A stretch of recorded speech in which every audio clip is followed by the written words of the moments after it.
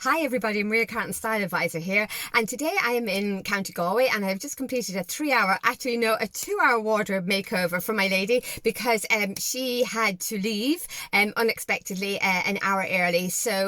But that was actually fine because she was super organised, her wardrobe was super organised, and she was very decisive. So that really helped us move things along very quickly. But before I get into the wardrobe, I really want to talk about the layout of the wardrobe. I mean, this was an ensuite walk-in wardrobe that was custom built, and when you walked in, on the left hand side was all wardrobes and on the right hand side was all wardrobes, and they were all closed in, and the doors of the wardrobes were all glass framed. It was just absolutely beautiful. And when you opened the wardrobe doors, the lights came on, and the level of the hanging stock was perfectly at eye level. So she had her blouses and then she had her trousers that she could pull out on a lower level. And unknown to me until the very end, underneath the trousers and underneath the dresses further down, she had like what I would call a tray that pulled out that had all her shoes on it. So she had all her casual shoes under the jeans and trousers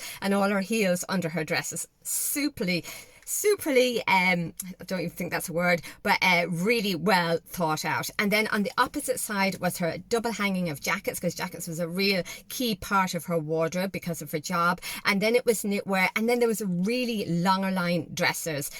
So it was just so well thought out in terms of lighting and hanging, storage and space.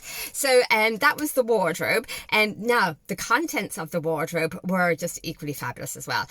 But we started with the jackets first because I thought she is in a pharmaceutical company, and her work wardrobe was really two wardrobes, in terms of she has days when she is just super casual, and then there's days when she's in meetings and meeting people and traveling. So that required a completely different wardrobe, a much smarter wardrobe of jackets and dresses predominantly. So we started with the jackets, and I would say probably, and it was a bad start you could say, because most of the jackets were the completely wrong fit and shape for my lady, completely wrong.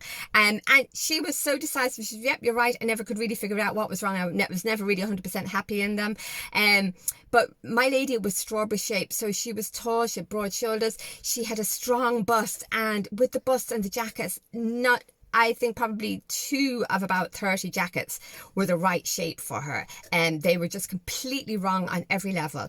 And another thing about her jackets were there was a lot of tweeds, and because the job was quite formal and part of her job, that she felt the tweeds was formal, and they were, but they were dating her, they were really aging her. So the tweed jackets did nothing for her. So we had the biggest cull in the jacket section, and which is the biggest gap in her wardrobe, because after the jackets, which was the worst part, it actually was all okay after that. And we went through her trousers, which were really good. Most of her trousers was a straight leg, which was perfect for her, but what she was missing in her wardrobe, and when we do get her the jackets, was a wider leg trouser. So the narrow leg trouser was suiting, she was making it work for both her smart and casual wardrobes, when really the straight legs that she had were really more casual. So I want to get her a nice black and navy, but maybe more black at this going into the autumn now, a wide leg straight leg trouser that will work with her jackets and some of her beautiful blouses. I mean, she had a row of blouses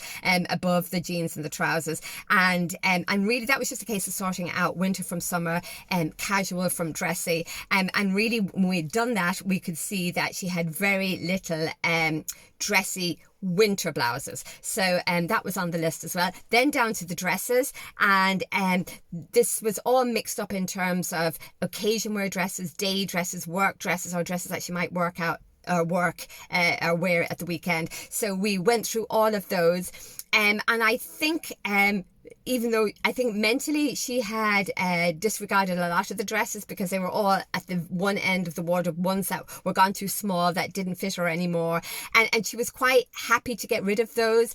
But any of the dresses that didn't work for her anymore, that were occasion wear dresses, in terms they all had memories associated with them, we held on to them because she wasn't ready to let go of those, which is perfectly fine, and she certainly had the space to do it.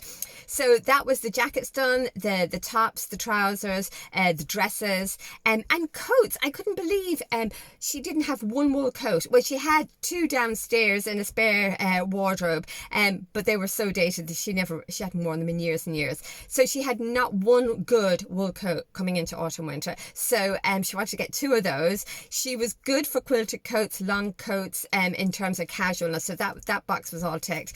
And the other thing that really didn't work for her, and she really got it, was like, she's a cold person, and that's really important for me to know when I'm shopping, because some people are the complete opposite. They're just always really hot. But she was a cold person, and what she would do was wear the blouses under some of the knits, and she had quite a few sleeveless knits that she would put blouses under, and the sleeveless knits for her were so boxy on her. Every one of them had to go. They were just really, they just gave her a figure that wasn't deserving of her figure. So I think that was it, really. So we really have a good shopping list. She's on a business trip this weekend. She flies back in on Wednesday, and she is meeting me in Dundrum next Wednesday, straight after her flight comes in, and we are going shopping for all those missing pieces, the coats, the jackets, and this is going to be an autumn winter wardrobe. Her footwear as well. Sorry, I forgot to mention the footwear. The footwear, whatever about the jackets, got an even bigger cull, but they were scraped and scuffed, and they really had seen better days and were dated. So she's left herself with about 2 or 3 pairs of loafers and about 2 or 3 pairs of high heels. Nearly all her boots got the high road. But even though we had a pile on the bed, her wardrobe still looked really full and just really all wearable now.